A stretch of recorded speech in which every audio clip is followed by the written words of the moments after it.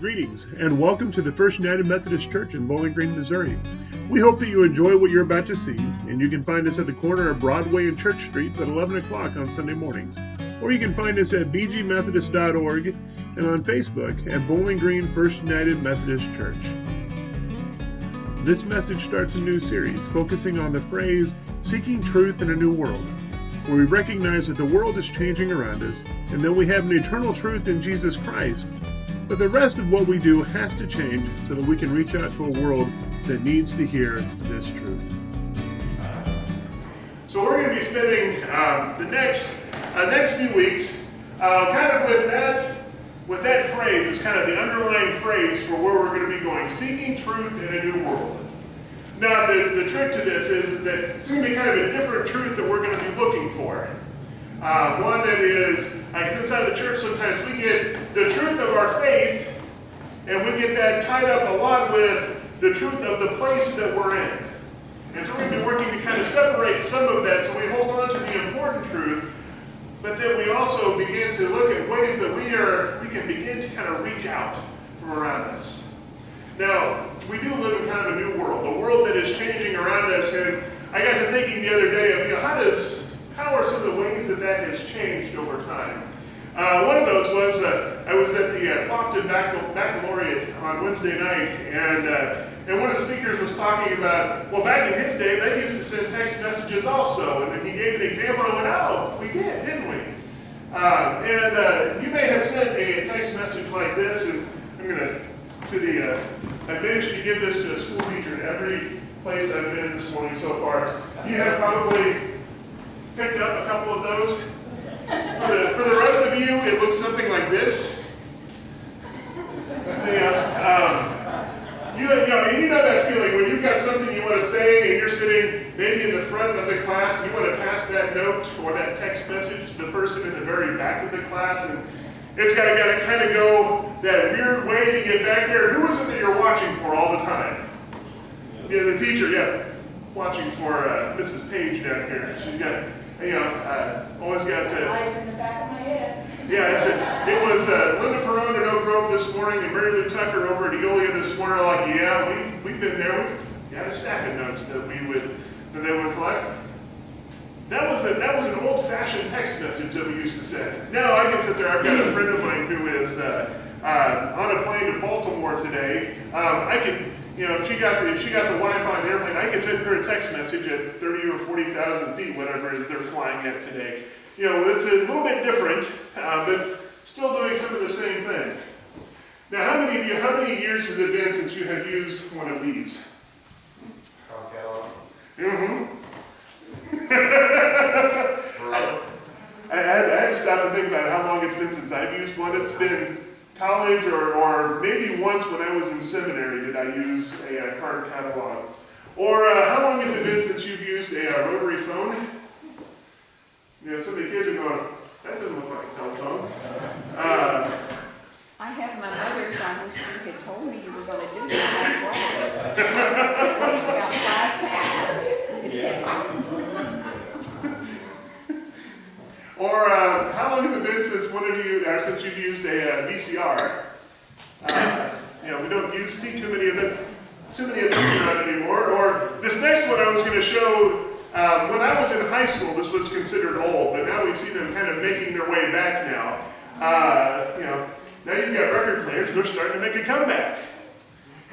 Now this next one, though, comes from a friend of mine who I was at church one Sunday when I was in Kansas City, and she was leading the children's sermon, and she was telling a story about her daughter whose teacher had been telling her about this box that they had that played music. Now she was telling the story. She said, well, what I was thinking of was this. One of the old-fashioned radios, you had to kind of tune it in real carefully to get it right to the place, and you had to kind of really adjust it so you got the station in clearly so you could listen to the ball game or you could listen to whatever program was on the radio. And guys, we're talking about listening to ball games. I heard this morning. It was 75 years ago today was the first televised baseball game. But she thought they were talking about a radio. And so she asked her daughter, she said, well, what was it that you were listening to? And she said, it was a Walkman.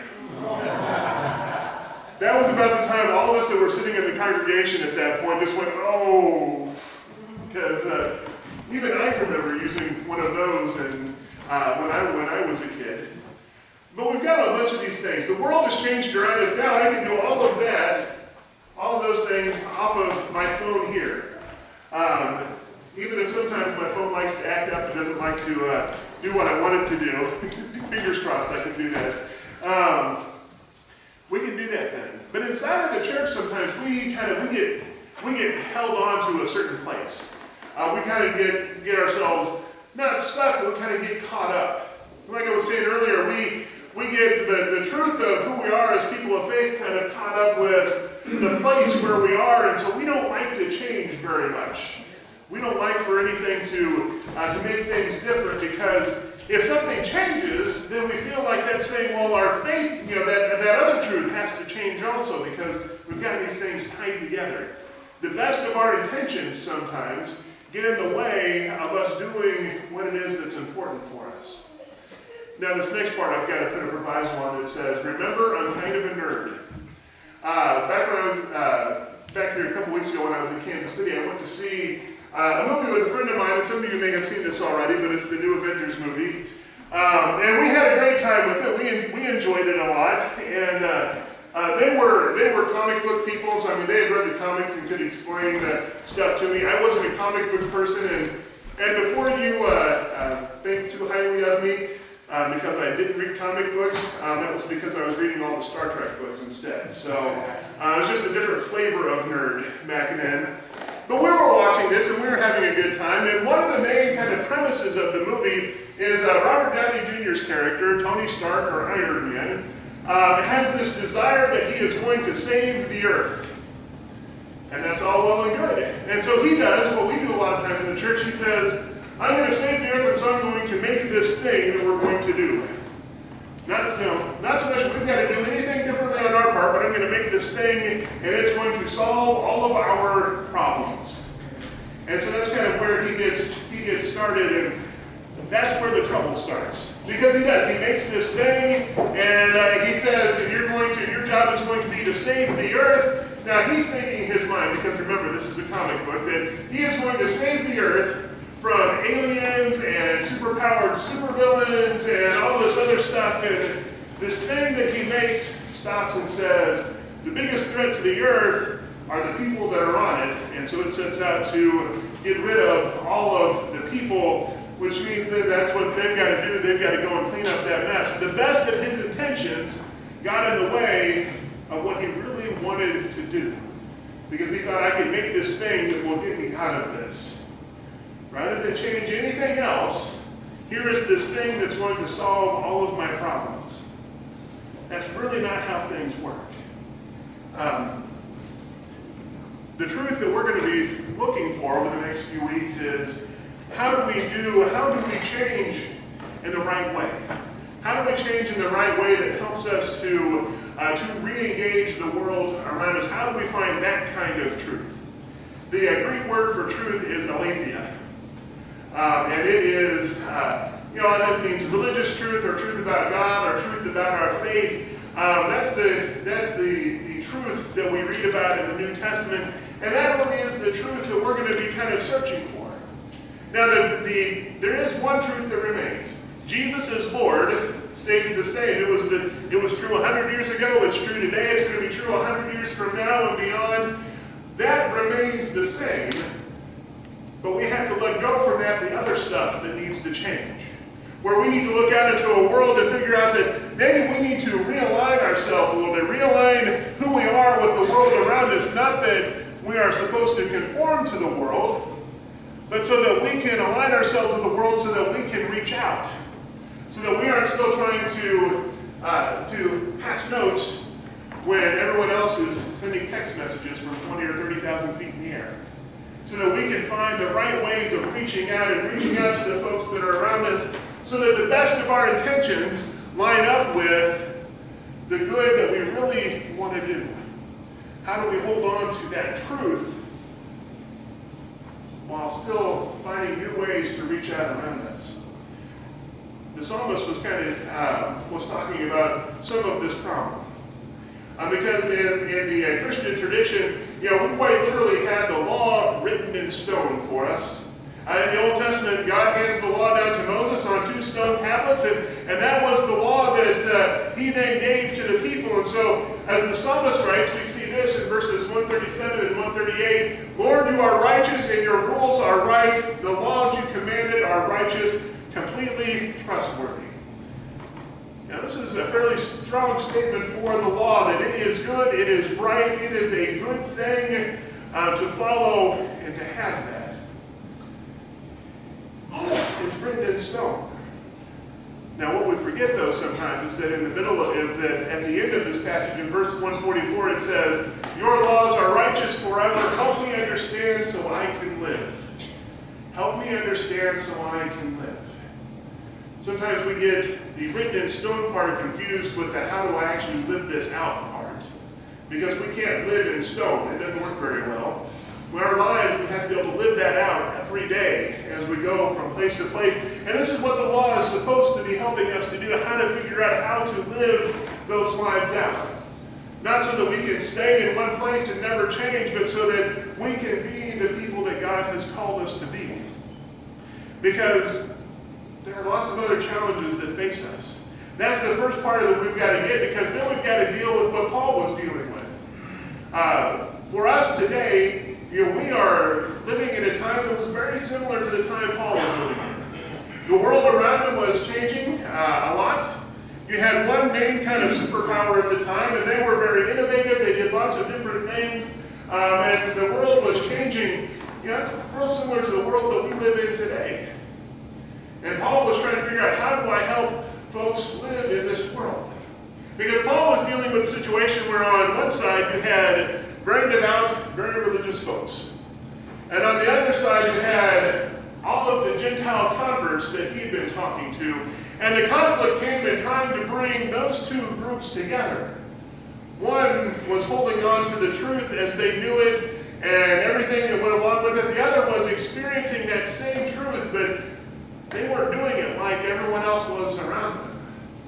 And so Paul is writing about kind of that struggle in chapter 2, and this is where he says, they show the proof of the law written on their hearts, and their consciences affirm it. Their conflicting thoughts will accuse them or even make a defense for them. Paul is talking about those folks who maybe are showing the signs of having faith in some way, but are outside of what had already been established. That are outside of, for Paul's time, was outside of the law. For our time, but maybe are outside of the church, and they're trying to find their way, and they're showing some of this. They're showing some of that faith. They're showing some of that belief, and they're trying to figure that out. But it doesn't look a whole lot like where we are over here. Our challenge for us is, how do we align ourselves so that we can come alongside and we can help kind of straighten that path out a little bit, so that we can remove some of the confusion or some of the other stuff, because we've got lots of folks who are living in the world around us who, whether they know it or not, are doing just that. But what we need are finding ways that we can come alongside and that we can grow ourselves, but that we can help them do the same. To help them learn and grow and become more completely the people that God has made them to be. That's our challenge. Now, next week we're going to talk about some more of the kind of practical ways of doing this. And not just next week, but in different things throughout the summer, we're going to talk about some of those kind of practical things. How do we hold to this eternal truth that Jesus is Lord, but let the other things change so that we can reach out to folks that are there, that are outside of the church, that haven't been inside of the church, but are still experiencing some of that faith and some of that love, and are experiencing God, but maybe don't quite know what it is. How do we make those changes, those good changes? How do we seek after that kind of truth? Next week we're going to talk some more about practical ways of doing that. But for this week, what I want you to do is to look out and to see how has your life changed since you were in high school. Now, some of you may be saying, that's been a few years back, and there's been a lot of changes that have taken place, and some of us who are just barely out of diapers ourselves will say, well, that's not been that long ago, but even since 1998, when I graduated from high school, there have been a lot of changes that have taken place. We were more likely to send text messages like this because no one had a cell phone back then. The only people they didn't have cell phones, they had big bag phones that only certain people carried around with them at different points in time. We didn't have all that stuff. We were happy we had one computer in our library that was hooked to the internet, and I had to have a friend of mine show me what a search engine was. So we had a paper whose specific purpose was, you need to write this paper, and you need to cite 5 sources off of the internet. I'm going the interweb. Even in my lifetime, things have changed a great deal. So take this week and figure out what is it that has changed around you through the last many years since high school. But then also ask yourself, how have you changed in those years? Because there aren't any of us that are same today as we were back then. We've changed in a lot of different ways. And then we've got to figure out, now that we know what all those changes are, ask yourself, now how do we make all of this fit? How do we make all of this work together so we can do that while holding to the truth of who Christ is, but so that we can live in this different world and reach out and share that good news. But what the good news is for us is that we have a God that goes with us, that helps us through that. As we were talking with the kids earlier, we may sometimes face different sets of rules, and we're trying to adjust from one from the other, but God helps us to make that adjustment, helps us to make that change if we let Him in and let Him help us do it. Let us go this week, see the changes that are out there, and see the ways that God is helping us to make those next steps forward.